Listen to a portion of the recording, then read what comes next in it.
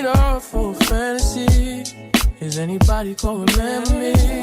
If I go tonight, Probably not. Consistency is key. Don't take it personal. That is the game changer. You need to read your comments. Child, block them because you don't want to have any strikes against your channel. Gamble and play with fire. 20,000.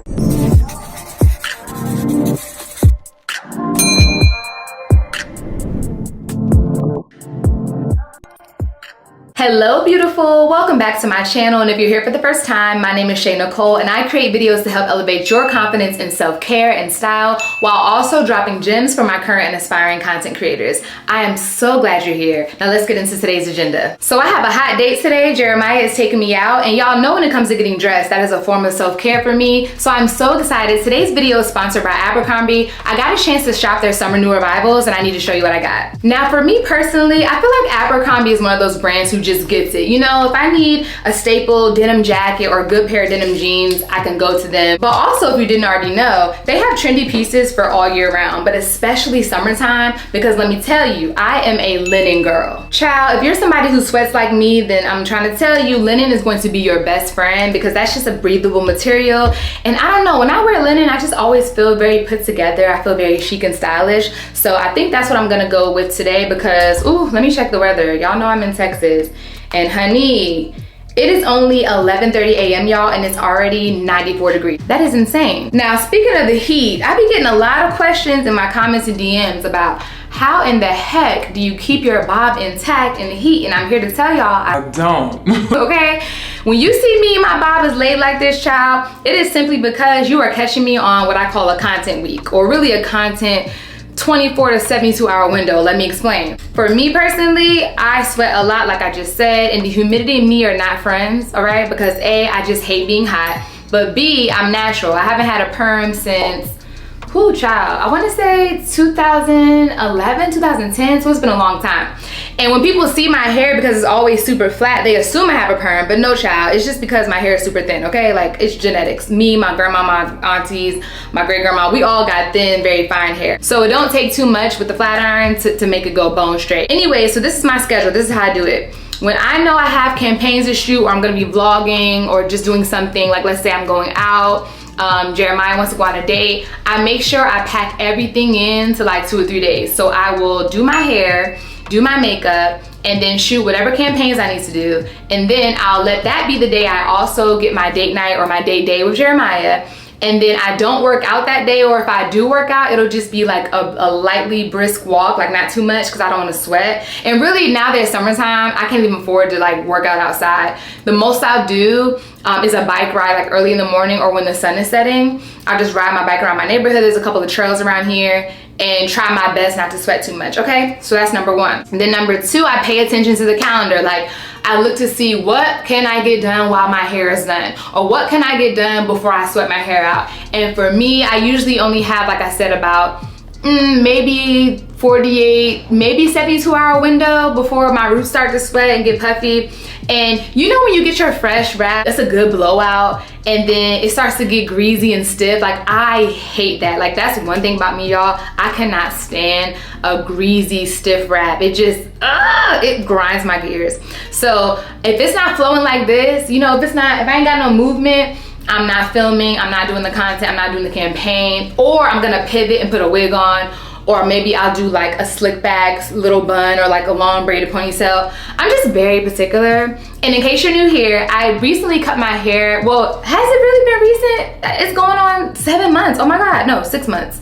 Yes, 6 months. Oh my gosh, yes, I cut my hair back in December, and we're already midway through, yeah, 7 months. We're midway through July, so that is crazy. I feel like I just cut it yesterday, but 10 out of 10 recommend. Here's how my hair looked before. As you can see on screen, I was a curly girl. I love my fro, but for me after birth, y'all, catch the postpartum glow up journey vlog. I've talked about this. My hair changed a lot. Not only did I lose my edges, but my curl pattern changed. I mean, there was so much going on, and my hair was already very fine and thin, but then it just started to get thinner and thinner and thinner. So I was like, you know what? I think it's time to get this cut. And I have been eyeing this cut for a long time. It was actually shorter. I'll show you a picture here on the screen of what it first looked like when I first got a cut. And I really loved how short it was. I feel like a short bob gives you that edgy look. I feel like your clothes always look good. You just look very polished and chic when you have a short haircut. So I wanted to maintain that, but the problem is my hair grows back really fast. It doesn't grow in full and thick how I want it to, but it will grow quickly. So that's why my bob always ends up here, because I'll get it cut and then literally within a month, it just comes right back. But I do like this, it's not too bad. I think the next time I'm gonna go just like probably 2 inches shorter to make sure that it's not really touching my shoulders. I don't really like how it's getting too close to my collarbone. But yeah, anyways, I just wanted to give you all that little tea for those of you who are like, yo, how in the world does she manage to keep her hair like this in the Texas heat? And the answer is I don't. I mean, I do, but I don't. When my hair is like this, I am very much in the air condition. Like, don't invite me nowhere without AC. At this point, that should be illegal. AC is a requirement in Texas, okay? And then if I do go somewhere without AC, like tonight, it'll literally be me walking from the car to wherever I'm going. Like, it's that small portion of time where there's no air conditioning because I'm outside. But other than that, no, there's AC in the car, there's AC in the restaurant. If we go to a little lounge for a nightcap or whatever, there's gonna be AC in there. I don't play these games. But let me tell y'all, when I first cut my hair in December, this is one of the main issues I was worried about. I was thinking to myself, like, Lord, this is all cute and cool now because it's December. In January and February, you know, the weather's alright, it's not that hot. But what am I gonna do when the weather turns? So, whew, I've been preparing for this. I've been bracing myself. And that's why you've been seeing me get my stitch braids or like the long cornrows I had. Like, I already told myself I'm not playing these bob games in the summertime. But all right, enough of me doing this whole rant about my hair. I could talk on and on about natural hair, y'all. Ooh, child, if you know, you know. But anyways, let me go ahead and get ready for my date with my man. I just want to touch up my ends right quick. And then I want to show you my new arrivals from Abercrombie. For fantasy. Is anybody gonna remember me? If I go tonight, I doubt the world will change. I just pray that. So one of my goals for 2024 was really elevating my look. I wanted to look more chic and polished. For this date, I think I'm gonna go with the 2-piece linen set from Abercrombie because I feel like this will be my go-to for the summertime. So this is their Mara linen blend vest in the color oatmeal with the beige straight linen blend pull-on pant. And y'all, this set is so comfortable, it's breathable. It is the perfect set for summertime. And I absolutely love the fact that the pants have pockets, and I love the elastic waistband because, again, I'm about to go out to eat and I hate feeling like restricted when I'm eating and sitting down. And I really like the buttons on this vest because it just gives me that like tailored look. I feel really important when I put a vest on. And I love this woven bag also from Abercrombie. This is their everyday shoulder bag, and if you don't already have a go-to black bag, I'm telling you, you're gonna love this one. Just can put everything in here. And when I pair it with this linen vest and the pants, it just makes me feel very put together and polished and chic. This is how I would style this matching set with this vegan leather bag. And I love that this is a functional outfit that I can wear out on a date like I'm going to later on today. And I can also wear it if I have a meeting I need to go to, or I can put on sneakers and make it a little bit more elevated casual. It is a very versatile set. 10 out of 10 recommend. This next look, this linen blend t-shirt dress also comes in white and light blue, but I wanted it in black because I envision wearing it with black sandals, black shades, and a gold chain. And this straw bag that I found, I'm so in love with it because y'all know I love me a good neutral bag. But also, I don't know, I've really been into how the straw and black looks good together. I feel like it gives a great balance. And this dress is so comfortable, y'all. I can slip it right over my head. It has a keyhole in the back. I love that it's breathable because the fabric is linen. And again, this summer, I'm telling y'all, linen has been my go-to uniform. And then one of my favorite things about this dress is that it has pockets. Y'all know we love pockets. Now, this next one reminds me of wedding guest season, y'all. I love the Giselle pleated jumpsuit. It is so flattering. It also comes in like this berry magenta color, navy blue, white, black, but I chose this green because it's the perfect summer green. It's like that nice sage green. It looks really good with gold, and I decided to pair it with this black bag, also from Abercrombie. Gold chain on this bag goes perfect with the gold accessories I would wear with this.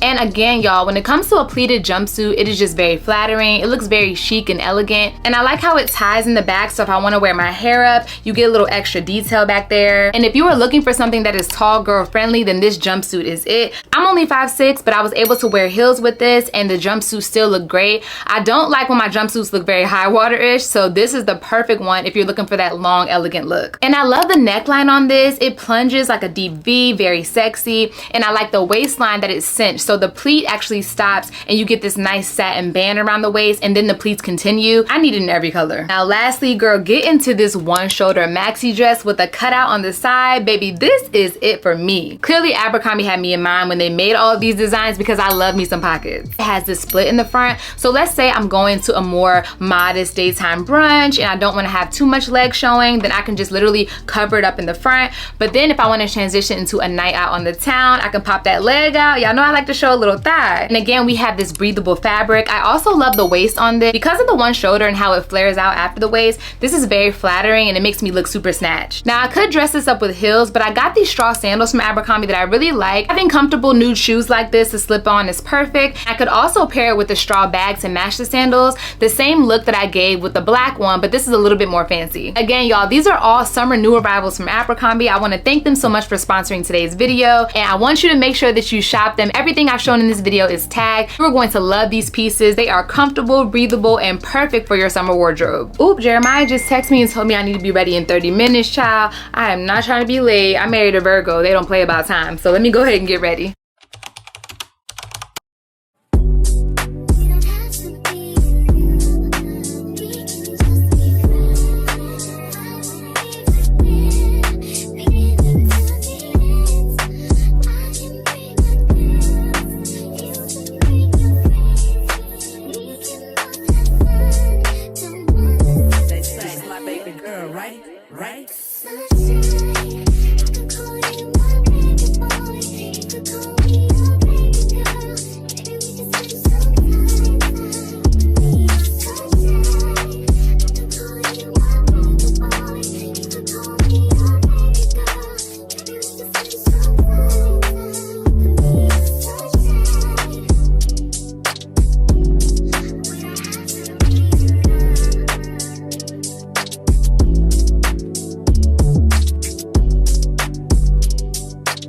Good morning, y'all. So you're gonna be so proud of me because I am proud of myself. Let me pat myself on the back right now.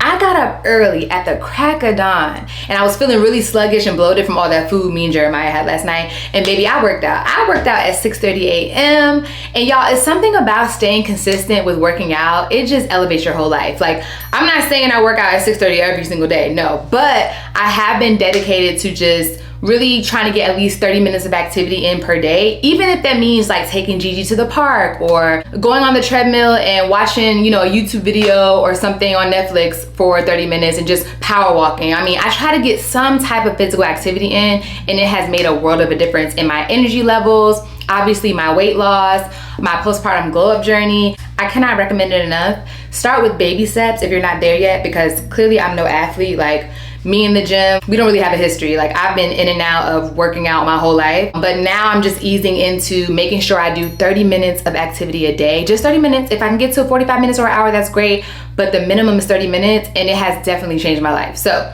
just want to motivate you there. Anyways, I'm about to hop in the shower, and then I need to do my hair and makeup because the girl was sweating, okay? It was a lot. But before I get into that, I wanted to make sure I took some time to answer some of the questions I've been receiving in DMs and in my broadcast channel. If you're not already a member, it is free. All you have to do is click on the front of my page to join my broadcast channel over on Instagram. I'll add a screenshot right here so you can see what it looks like. I often will put a question box just for people to ask questions about whether it's content or how to do better with consistency, YouTube, Instagram, TikTok, whatever they want, they just ask. And I realized I haven't done that in a while, so I want to take time to answer a couple of those questions. And I realized a lot of people are interested in growing their YouTube channel. You know, I hit 100,000 subscribers not too long ago, which is just crazy because, like, how? I feel like I just started on this journey and we're already at over 100,000 subscribers. That is amazing. And I want to make sure that I am creating content that will help you all. Those of you who are struggling to find your groove with YouTube, you are not alone. It is definitely a struggle. Like, they don't tell you about this, but YouTube is the hardest platform to grow on. Like, if you know, you know. I feel like TikTok is the easiest if you're super consistent. Instagram can definitely be difficult, but YouTube, to get people to subscribe and actually sit and watch your videos, child, it's not easy. I still can't believe I did it, but you can do it too. You just gotta be like delusional enough to believe that you can do it. And you of course need some guidance, and I don't know, I just wanna do a better job at answering questions. So like I said, I'm gonna hop in the shower, do my makeup right quick. My assistant Marlene, she said she was gonna grab us some lunch. Shout out to her, cause y'all know I be hungry. Y'all saw how I got down last night. The girl loves to eat. Before I do like my batch content creation for the day, I'm gonna take a moment just to talk to y'all, answer some of those questions, and don't forget, you need to join my broadcast channel, because that's where I get some one-on-one time with my girls, my good girl tribe, and I love putting question boxes in there so that y'all can let me know what are you struggling with, okay? Let me hop in the shower, go do my makeup, and then we'll be back for some Q&A time. Y'all, Marlene just brought us lunch. Get into it. Yes, we got our cabbage, our rice and peas, and our curry chicken. Listen, I'm clearly Caribbean by association at this point. Caribbean by marriage. Yes, but I've always loved Caribbean food long before I married a Haitian. 10 out of 10 recommend.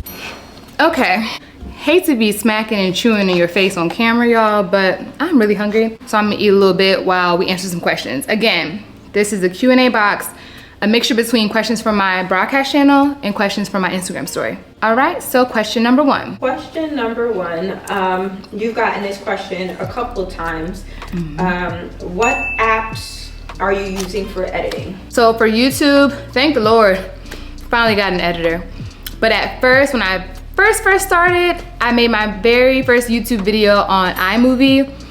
I don't really recommend iMovie unless you have little to no editing skills at all. Like if you are in the beginning phase, I do feel like iMovie is good for you. But if you can catch on a little bit, or if you don't mind watching tutorials, I definitely recommend CapCut for desktop. You can also edit on CapCut directly from your phone. There's an app, but the desktop version of CapCut on my MacBook, the free version, but the CapCut desktop version that I use on my MacBook, definitely want to recommend that. It also has in-app purchases, which you can upgrade some of the different templates. So if you need, I don't know, like little fillers, I can't explain it because I'm not good at like explaining how to edit, but I just know because, fun fact, you know I love a fun fact. I went to school for communication, so when I was, doing work within my major of mass comm, we had to edit stuff all day long. So I'm pretty good at jumping into different software in and out with no problem. But again, if you are someone who struggles with that, iMovie is the way to go. It's very, very beginner friendly. And then CapCut, I feel like is the next level up. And then there's other stuff that are on a higher level, but I don't know. I just feel like if you're just starting out, you should master CapCut first and then, graduate into other editing software, especially because the good editing software is gonna cost you. And right now, if you're just starting out, you're probably on a budget. So stick with the free version. And I think if you do pay for like the next version of CapCut, I don't know how much it was. I have to go back and look.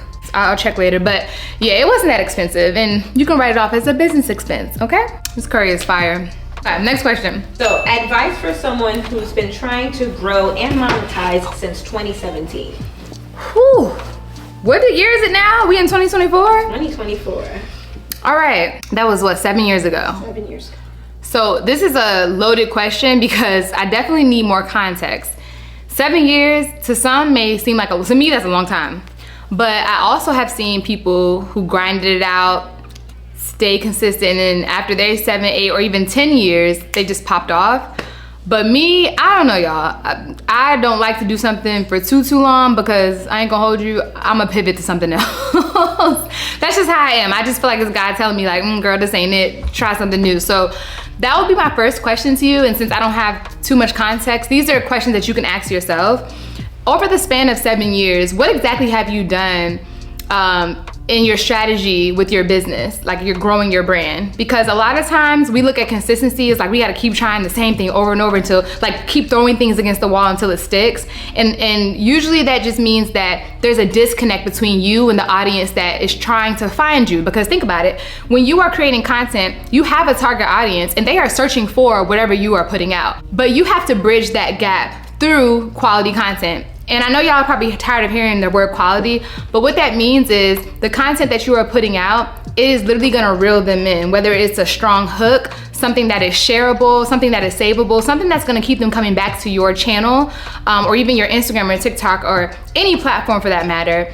You need to go back to the drawing board and reevaluate, okay, what did I do each year where I had my peak moments? Because let's be honest, as content creator, it's valleys, right? It's highs and lows. So if I were you, I would go back over your data, because I know that every channel has analytics, like this free data that you can read at any time.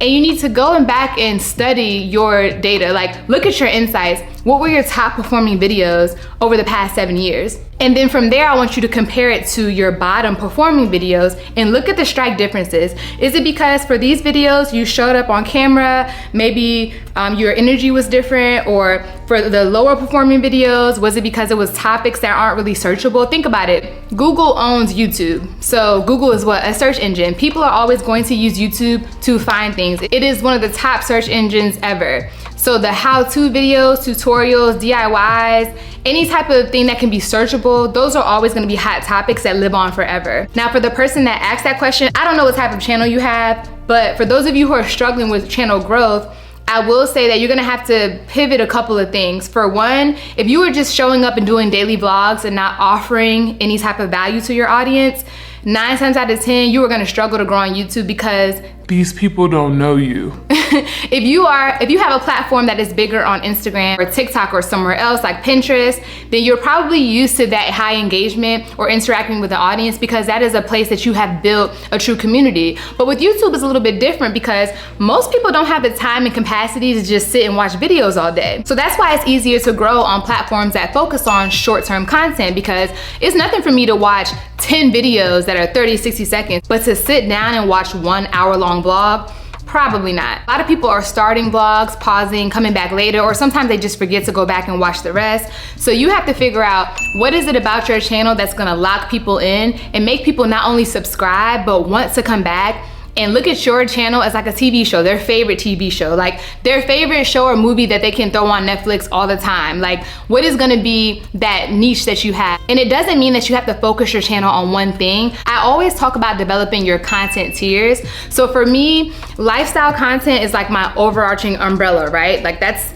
what's hovering over. And then below that are my tiers. There's motherhood and self-care and marriage and entrepreneurship, content creation, family, friends. Like, there's so many different tiers that go up under my umbrella, but I stick to those tiers and I do not venture out. So that's what people know me for. So for you, if you've been building a channel for 7 years, aside from looking at your analytics, you have to ask yourself, why would somebody want to subscribe to my channel? What type of value am I bringing them? How am I helping them? How am I maybe educating them? How am I inspiring them, encouraging them? Like, what is gonna be that factor? A lot of people don't have that, just to be honest. Like, and it's not personal, it's no shade to someone who's watching this that maybe have been growing their channel for years. You can't just look at it as like a failed channel.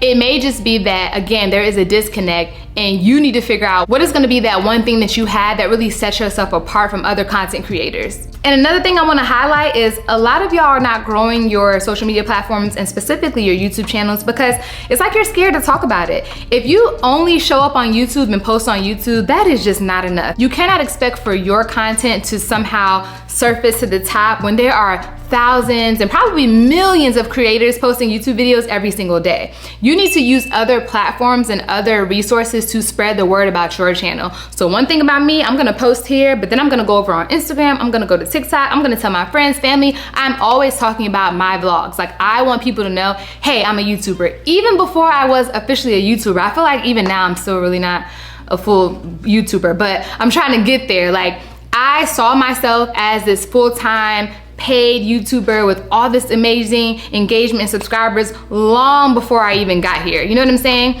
So for you, again, I don't have a lot of context, but I'm just speaking from experience. Are you passionate about your channel to the point where you will tell everyone about it? Think about the average entrepreneur that is successful in their business, usually ecstatic to talk about their business that they built from the ground up.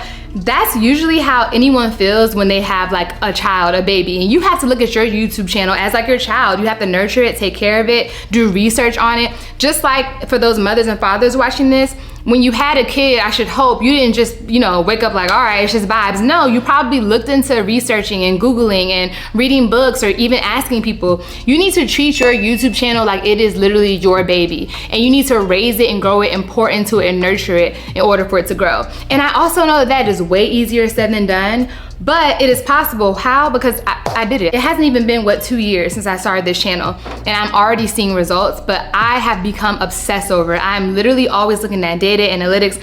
I'm always doing some type of research. And I also make sure that I keep my eyes on my own paper. And what that means is I have tunnel vision when it comes to my brand. I'm not always looking to see what everybody else and their mama is doing, but I do take inspiration from people that I look up to. So there are some YouTube channels that I subscribe to and I watch, whether it's their aesthetic or the way they have their shots, like if it's cinematic or they're doing really choppy shots. You know, I try to experiment with the way I want my vlogs to be edited, so I do take inspiration. But when it comes to like what I'm talking about, the value that I bring, that is just straight from the dome. You know what I'm saying? Like, I am so authentic, and you have to be really sure of yourself if you want to come on camera and talk for a whole hour and a half. Like, YouTube is a beast, so you need to know yourself, be proud of the content that you're creating, be proud of whatever topics that you want to speak to your audience on, and really hone in. Like I said, treat your channel like it is your child. Question number 3.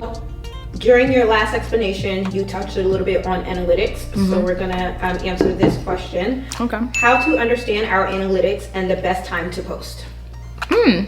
That's a good question. So when it comes to the best time to post, I feel like YouTube is a little bit different from the other platforms that focus on short form content, because for the most part, and I'm gonna talk about YouTube Shorts versus the long form side. So traditionally with the long form side, people are not just scrolling, unless they just don't have anything else to do that day. They are not scrolling all day long on their long form side of YouTube's timeline like they would be YouTube Shorts or Instagram or TikTok. So if you are looking for a solid day or time to post a whole vlog, I think that you should, again, treat your YouTube channel like it is someone's favorite TV show. So for me, I decided every single Sunday at 9 a.m. Central, my vlog was gonna go up, because the average person, unless they are, you know, going to church that morning, or maybe they're gonna get ready for brunch, and even then you'll get ready later, you can probably find some time to watch my vlog. And then if you are going to church or going out to breakfast or something, you can just throw my vlog on and let it play in the background as you're getting ready. So that was my thought process on Sunday morning. That's like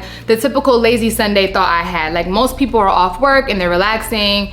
That is the best time, I think, for my audience. And then you also have to think, what is the age demographic of your audience? So for me, it's majority women 25 to 44, and that is kind of long.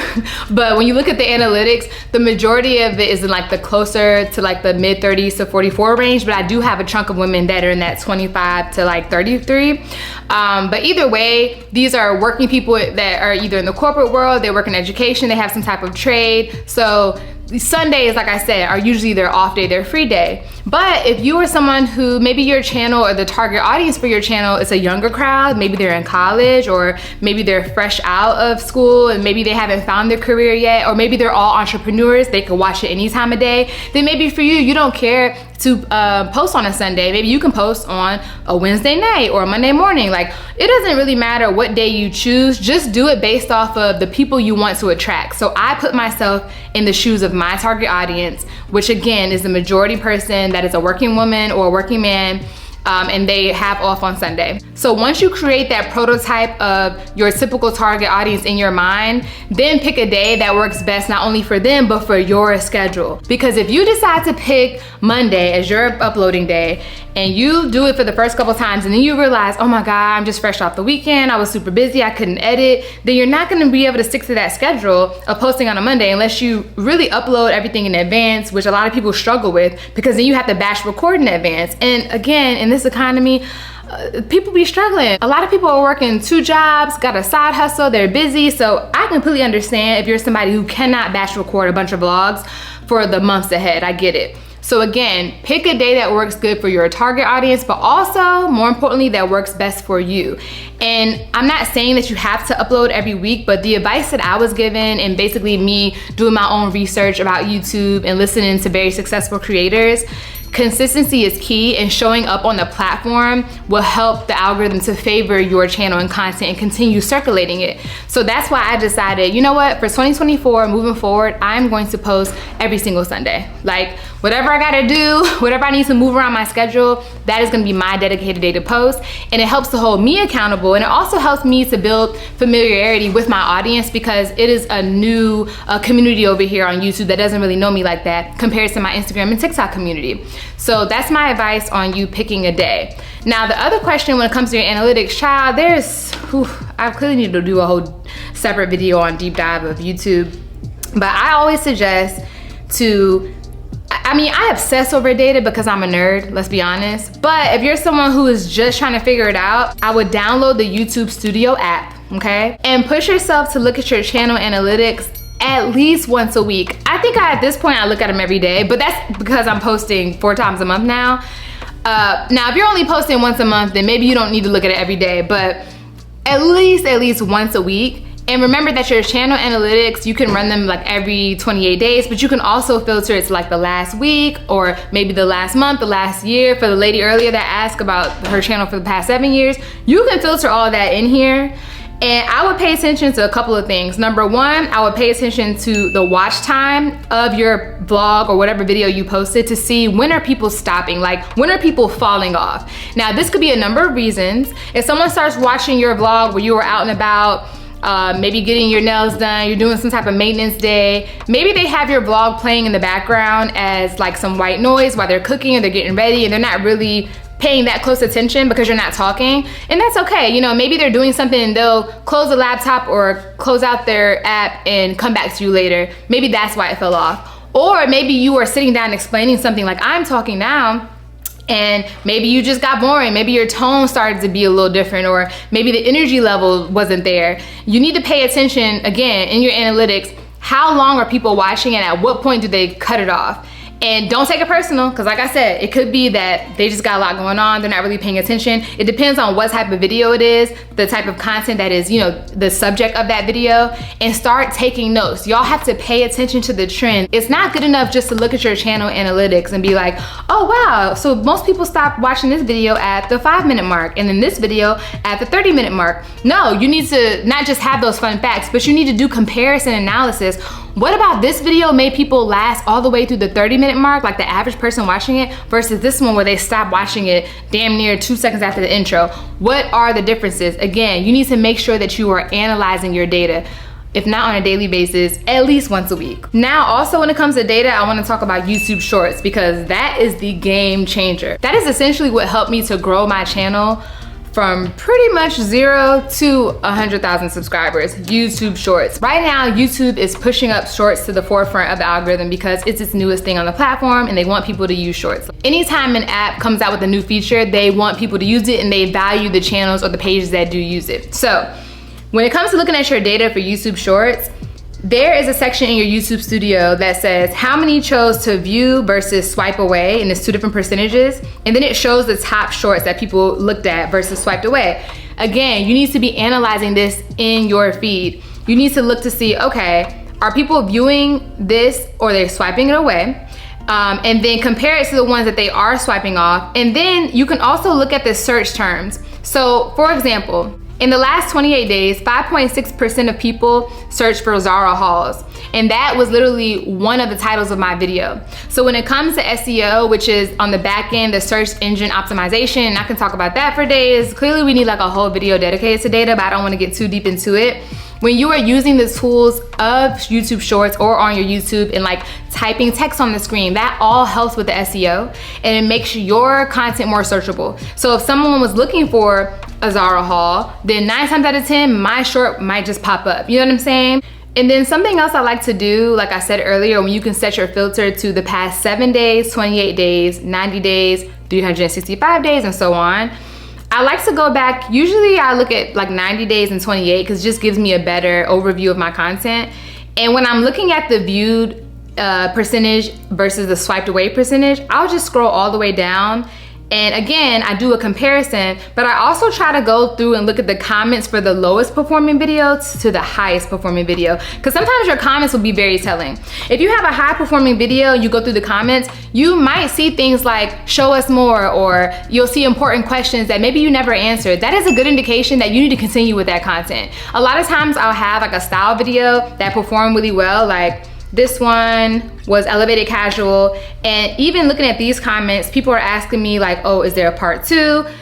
Thankfully there was. I ended up doing a whole series on this. But what if I had never even seen those comments? What if I never took the time to go back and look to see, okay, like what are people just asking, or what are people having concerns about? A lot of times we get in this mode where we're like really trying to grind it out and make all this content, and we get into the post and go phase. And that's really not gonna be helpful for you if you're in your beginning phases of building a community. You need to read your comments, okay? When you think of the word engagement, it doesn't just mean that you're getting likes and views. It means that people are commenting and they want to hear from you. Think about right now, if you left a comment, this would never happen, but if you left a comment on Beyonce's Instagram picture and she commented back, child, I might just pass out. Or first of all, I probably wouldn't, because I would think, oh, it's Blue Ivy or one of the kids playing on her phone. You know what I'm saying? I would think like, or her assistant accidentally said something. But like, what if she responded, was like, thank you so much, I appreciate your support, love B.